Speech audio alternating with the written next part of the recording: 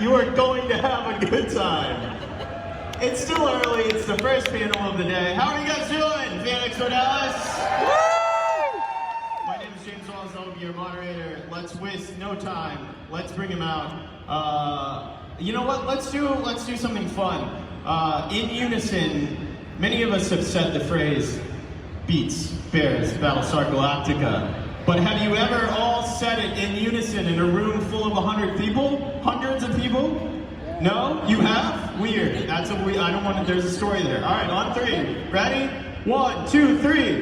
Beats, Bears, Battlestar Galactica. Fan Expo Dallas. Give a huge round of applause for Mr. Rainn Wilson.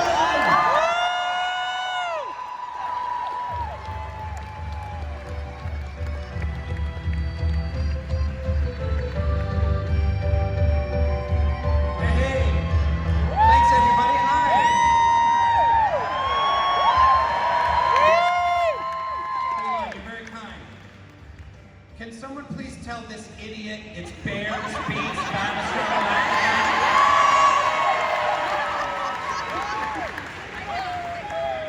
You are so fired after this. This better be good. Redemption. All right. Redeem thyself. Can we just start over? Can you go backstage and we'll start all over? Okay. No, it's too late. All right. Well, I'm just gonna rip all these questions up. No, okay, it's a good segue though. We know Dwight is a nerd. He loves Battlestar Galactica. He cosplays as the Joker. He cosplays Star Wars for Halloween. What do you think Dwight would be like at a Comic-Con? Oh, Dwight! Oh my God, Dwight would be such a super nerd fan. He would be. I mean, Cowboy Bebop T-shirts and obscure anime and you know, like Chuck Norris, and you know, he would be. His face would melt. Yeah. Absolutely, 100%. He might get kicked out. Honestly, they might have to kick him out because of how much he would nerd out. I think he would spend far too much money to be kicked out. Yeah. That should have been a spin-off show, just Dwight at a Comic-Con, or just an episode. But what about you? How about Dwight becomes famous from the documentary The Office: An American Workplace and goes to Comic-Cons to pay the bills because his farm went bankrupt? There you go. So it's Dwight, not Rainn Wilson, Dwight Schrute at booths, signing for fans and being very particular and hoping to meet Katie Sackhoff from Battlestar Galactica. I was gonna ask, that's a good segue. I was gonna ask, you know, you yourself are a fan of pop culture. You've done a lot of voiceover work in a number of different DC properties, and of course Adventure Time, amongst many others. What do you nerd out about when you come to these things? You know, I just met Chevy Chase backstage. It's very strange on the celebrity side of things, because it's such an odd amalgam of stars, and they're all hanging out at the green room having terrible coffee.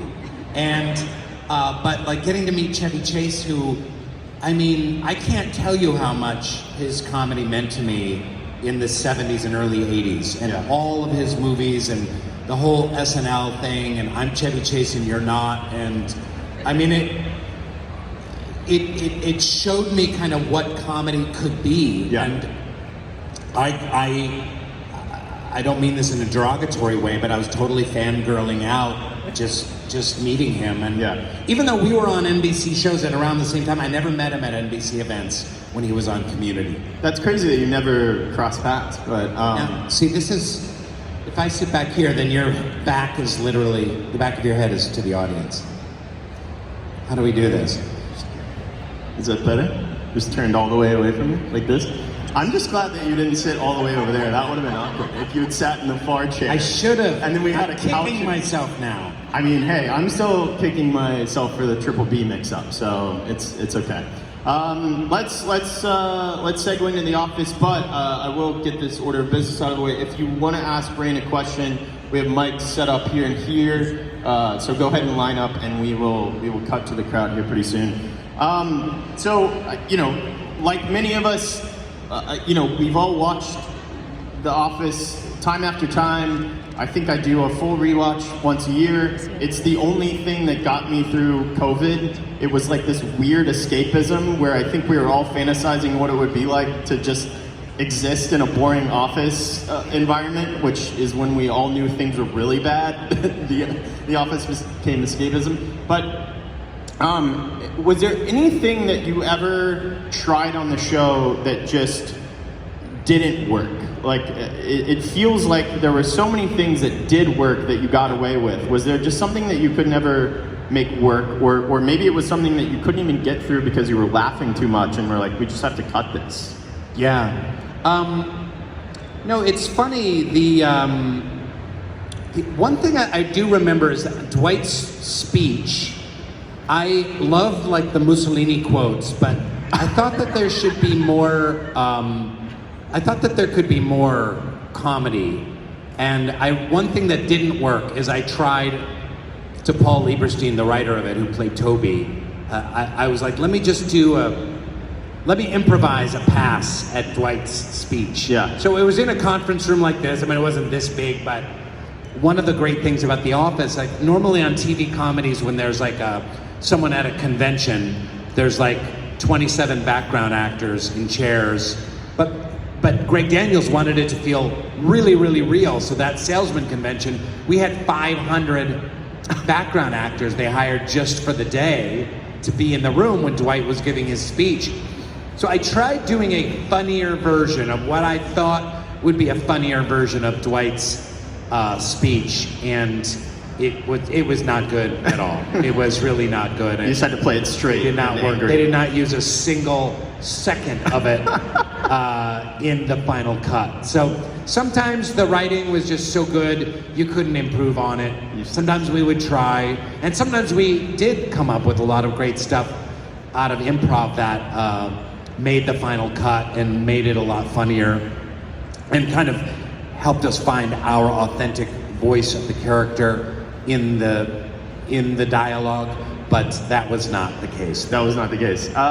I can't think of another series that has had the kind of life and evolution that The Office has, and the way that it is embraced in new ways with kind of every generation and every year. I can't think of another series that has worked its way into the fabric of our, not only just pop culture, but our lives. I mean, daily vernacular. How many of you say that's what she said? Literally like every day, yeah.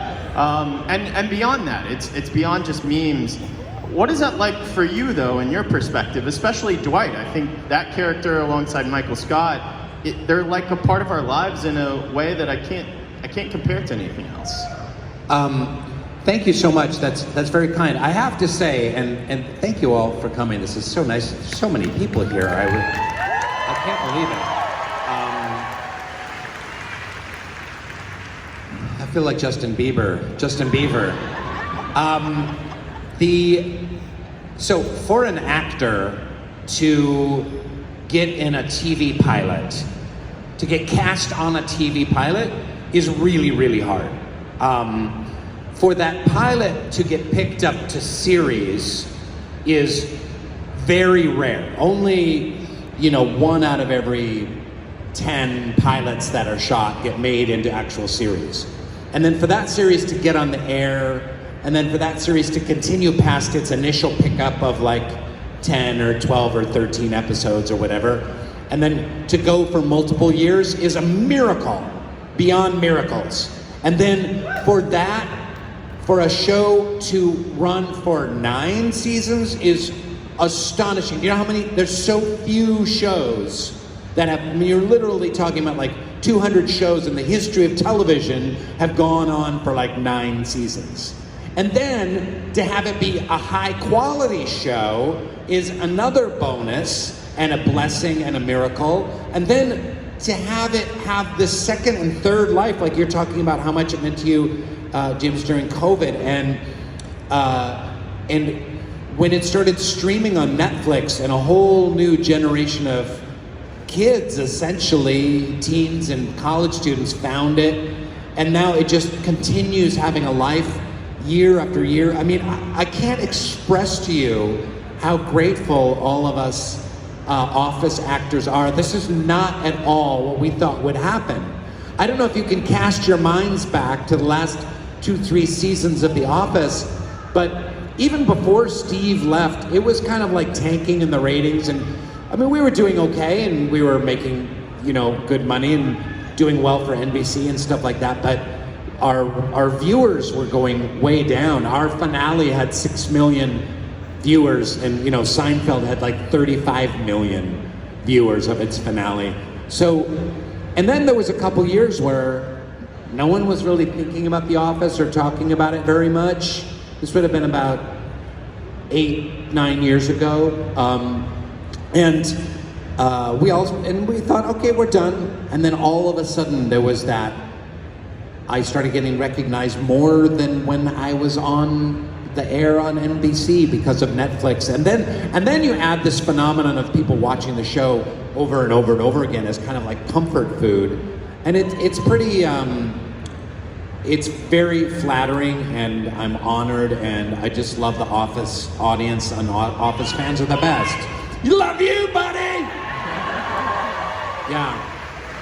So just super, super grateful. And I think, yeah, you talk about other shows. There's a lot of shows that do amazingly well. Game of Thrones, now Succession, right? I love those shows, HBO shows.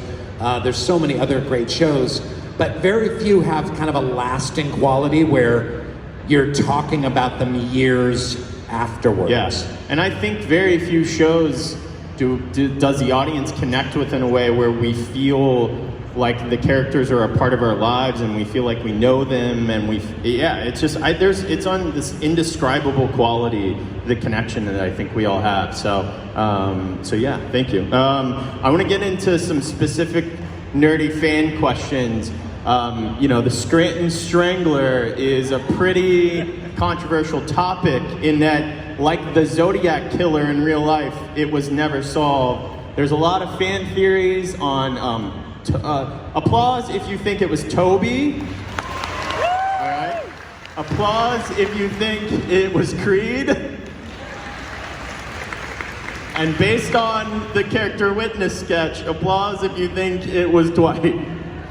Nobody. They're not going to admit it while you're in the room because we're afraid we'll get strangled. What was your theory of who the Scranton Strangler was? Oh, it's definitely Toby. It's definitely, yeah. That's another spin-off idea. Toby on the run from the law because he's found to be the Scranton Strangler. But I don't know why a camera crew would be following him, but I would watch that. Yeah, I would too. Another nerdy fan-specific question. One of the great dynamics of Dwight's character is the Dwight and Jim rivalry, kind of love-hate relationship. I found a fact that it says that Jim would have spent an estimated $7,000 to $10,000 on pranking Dwight. I don't even know how much, you can't be making that much money as a paper salesman. But what was that off-screen relationship like with John Krasinski? Did you have that kind of same pranking kind of aspect to your relationship?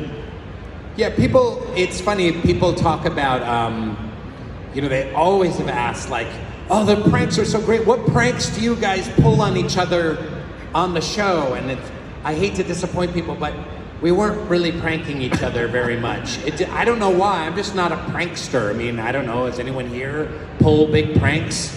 I think probably inspired by The Office, a lot of us have. Yeah. I did hear about can I tell you a story about a great prank that I had nothing to do with? Yeah. I'll never forget this. I heard it about George Clooney, and he was roommates with the actor Richard Kind. I don't know if you know. Yeah, of course. He's a terrific actor.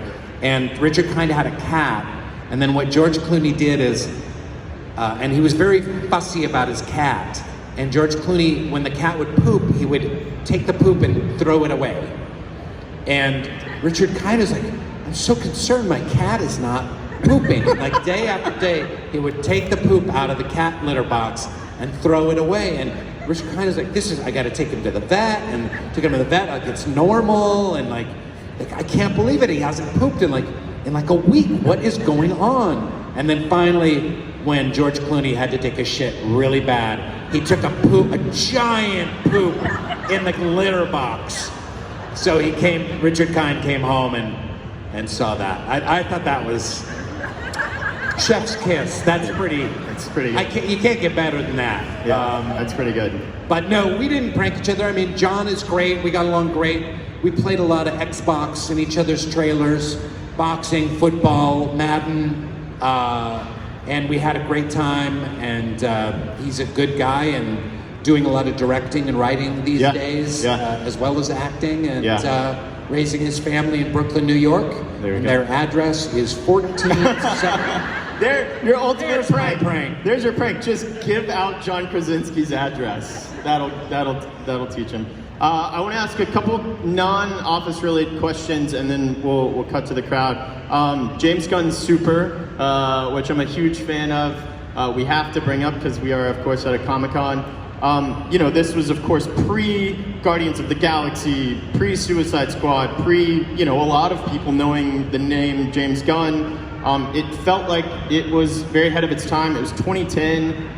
Only a couple of the MCU movies had come out. We were kind of still in that Dark Knight era. What are your memories of Super and that movie? Because I think it's like just now still kind of finding an audience and being appreciated for what it is. Yeah, I mean, Super is essentially the movie that the folks at Marvel saw and went, oh, this could be our guy to do something with Guardians of the Galaxy. Yeah. And it was just one of those amazing experiences. I love that movie so much. What James is able to do with the raunchiest humor and cool action, but also a lot of heart and a lot of like genuine human emotion, and that runs through all of his films, is pretty extraordinary. Yeah. And it was amazing. It was really hard to get made. We went around to all these producers just trying to get like $3.2 million to make the movie. That's probably like the coffee budget on Guardians of the Galaxy 3. And we went to Shreveport, Louisiana, and we made a terrific little film. Yeah. And I'm not even sure where it's streaming these days or where to find it. It goes around. Sometimes it's on Netflix for a while. Yeah. It's on Hulu for a while. Amazon pops around, but it's become a classic. Yeah, it really has. I want to talk about your new series, The Geography of Bliss on Peacock, which I'm a huge fan of. You had this kind of Wow, 7 people applauded. Well, should all be watching it. I traveled the world to find happiness and the secret to the mystery of the meaning of life, and I brought it to the Peacock streaming service. And none of you bastards have even watched the show. What are you thinking? Because I know why. Because you're too cheap to pay the $6.99 a month at Peacock. I will say $6.99 is a bargain. Cancel your Disney Plus subscription. Let's face it, it kind of sucks. And come over to the dark side, to the Peacock. Geography of Bliss. And let's roll the trailer. We actually don't have a trailer. I'm so sorry. So sorry, we don't have one. This is uncomfortable. Oh well. But no, $6.99, it's not the dark side, it's the light side. $6.99 is a bargain to be enlightened. I was really so moved by this series. You're on the Rich Roll podcast. This clip kind of went viral on TikTok and Instagram stories recently, Reels, about spirituality and the human experience. And is this kind of an enlightened era for you, or is this something that's always kind of been inside of you that you wanted to explore? Kind of talk about the genesis behind this whole project. Thanks. So yeah, the quote you're referring to is I've been doing a ton of podcasts recently. Maybe you've seen me on some of them. One of them was the Rich Roll podcast, which I really love. And I talked about how our reality is that we're spiritual beings having a human experience. And a lot of the pods I've been doing have to do with this book that I just wrote that came out called Soul Boom. And of course, one of the main questions that I answer in the beginning of Soul Boom is, why the hell is the guy who played Dwight writing a book on spirituality, of all things? It's a very odd dichotomy. It's hard for people to wrap their heads around. But, you know, for me, one of the things I talk about in the book a little bit, and then my previous book called The Bassoon King, was that, you know, I went through a lot of mental health issues myself, especially in my 20s, but they've come and gone throughout my life, and anxiety and depression, and loneliness, and addiction issues, and exploring spirituality and spiritual tools for personal transformation has just been a big part of my life. And it's been in my 20s and 30s and 40s, and now I'm in my 50s. Like, this is something I love reading about, studying, thinking about, and I put a lot of this information in Soul Boom, and I also, oh, and someone's got a copy right there, thank you. Here we go.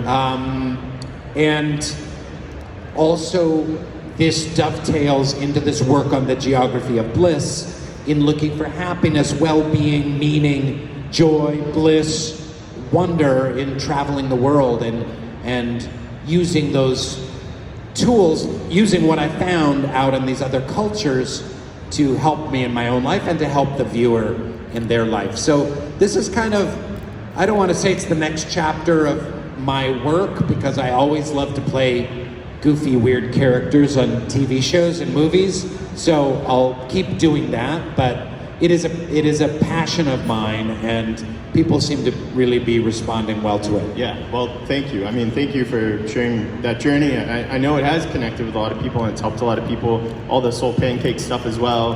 I mean, between you doing that stuff and Krasinski doing Good News Network during COVID, I think it really helped a lot of people. So thank you so much. It's really amazing stuff. So, yeah.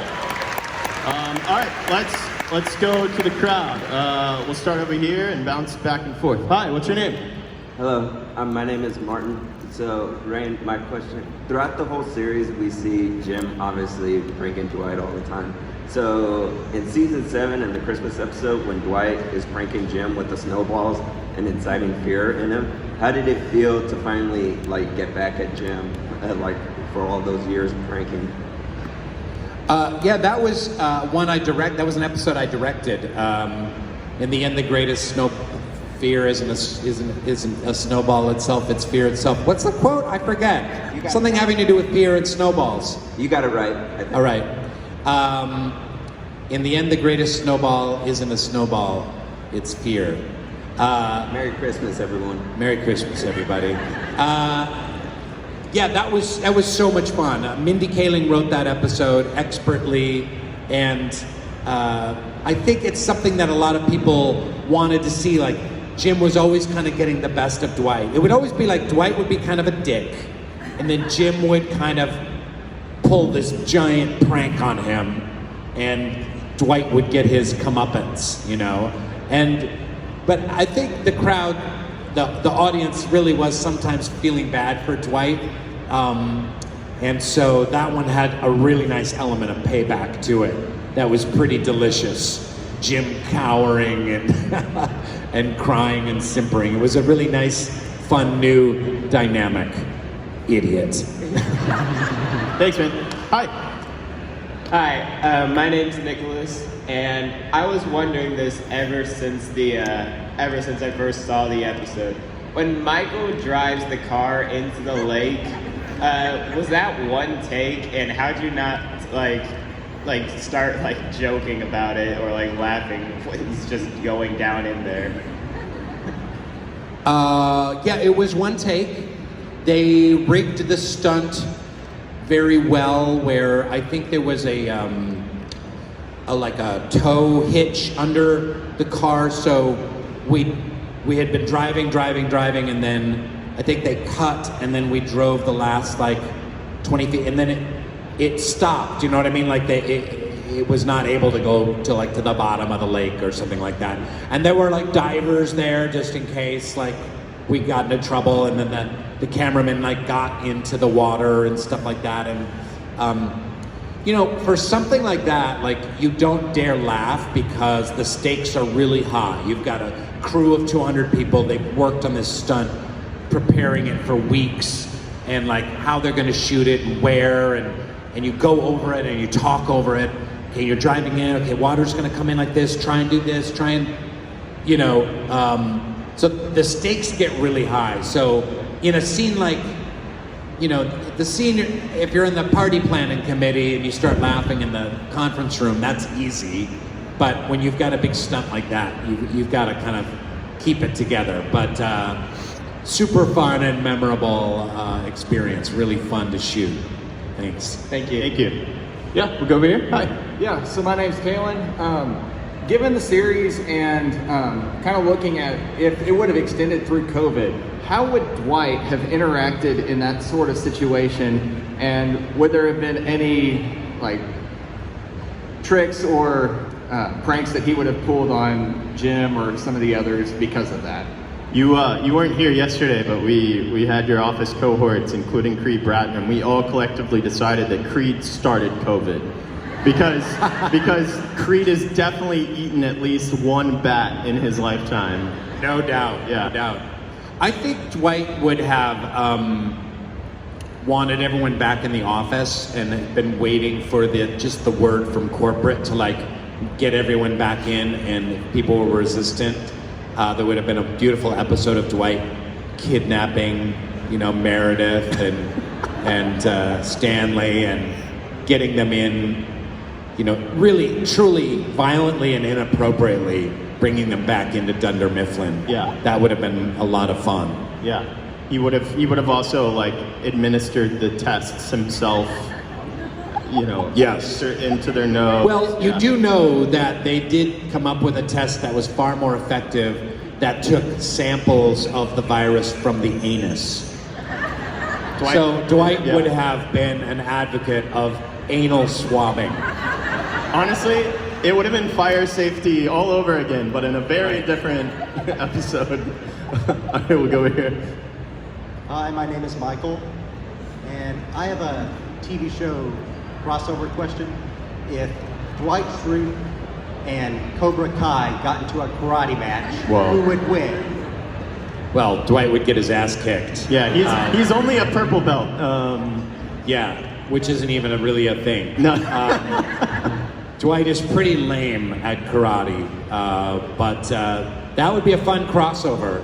Yeah, absolutely. I just had to ask that. Sure, of course. The other fun fact I found alongside how much Jim spent on pranks is that Dwight spends $7,500 a year being taught martial arts. As per season 9, episode 21, he had spent over $150,000 over 20 years, and he's only a purple belt. So Yeah, yeah, that makes sense. yeah, that makes sense. Yeah. Thank you. All right. Hey, over here. Hi, what's your name? Hi, my name is Mia, and my question was, how was your overall experience with the show, The Office? Terrible. No, Mia, it was really wonderful. Thank you for asking. It's such a warm, beautiful, fun, funny group of actors, and we got to improvise and collaborate and make great comedy, and I mean, it was the greatest job in the world. It really was. And thank you so much for asking. You all seem to really still spend time together and see each other, even outside of Yeah. these things, which is nice because it brings you together. Yeah. It really does feel like you're still a family, and I imagine finally leaving each other, it's probably that feeling that a lot of us had if you're in high school theater, when you're done and you have to like kind of leave your fellow friends and actors, but like times a million. I'm sure it was like very bittersweet to... Yeah, the final episode was really sad. I mean, it was time for the show to end, and we all kind of felt that way, but there was so much love in the Yeah. room. It was really sad. It was kind of like my son is graduating from high school this week. Wow. And he was born, my son was born during the Purse Girl, Hot Girl episode. Like right smack in the middle of it. And now he's graduating from high school. So that shows you that You know, we shot the pilot almost 20 years ago. Wow. So I always get comments online like, "Whoa, Dwight looks so old." It's like, dude, it was 20 years ago. That's how time works. We'll go over here. Hi. Hi, my name is Anakin. I'm here for my sister because she didn't get to make it to the panel. So she wanted me to ask you, what was it like making Galaxy Quest? Yeah. Yeah, there we go. It feels appropriate about Anakin asking about Galaxy Quest. Anakin's asking about Galaxy Quest? This is a crazy crossover. Oh, wow. Talk about crossover. Yeah. It was amazing. Like, I had been really struggling in New York as an actor, and then I came out to LA with this comedy troupe and this comedy show, and we were performing around called The New Bozina. And I all of a sudden I started getting some work and some auditions, and you know, Hollywood is such a like, who's hot and who's percolating and who's kind of getting work, and they want to like capitalize on that. And I had gotten into Almost Famous. That was kind of the first movie I was cast in LA, and I did a TV pilot. So I was very green. I had done very little film and television at that point. Galaxy Quest and Almost Famous I shot in the same summer of 1999, right after I'd shown up in LA. And then the Rob Zombie stuff was like right after that. And that the next year was Rob Zombie House of a Thousand Corpses. Yeah. Fish Boy. And so it was an incredible job. I mean, Alan Rickman, Sigourney Weaver, they couldn't have been nicer and kinder. It was such an amazing, Sam Rockwell, incredible cast. And it was one of my very first on-camera jobs, playing an alien. And one thing you need to know about Galaxy Quest is those silver lame suits that we were in couldn't have been hotter. And I was just sweating so much. I mean, buckets inside that. Yeah. And I still keep in touch with Missy Pyle and Jed Reese and so many of the folks that, Enrico Colantoni. In fact, all of us Thermians still keep in touch. We have a text chain, you know, and that truly was 24 years ago. That's a fun one. It's always like a fun deep cut when you come to a con and you see like a Galaxy Quest cosplay group. Yeah. Are there any here, or just cheering for Galaxy Quest? Whoa! Oh, there's a Thermian. Amazing. Hello. Amazing. All right, we'll go over here.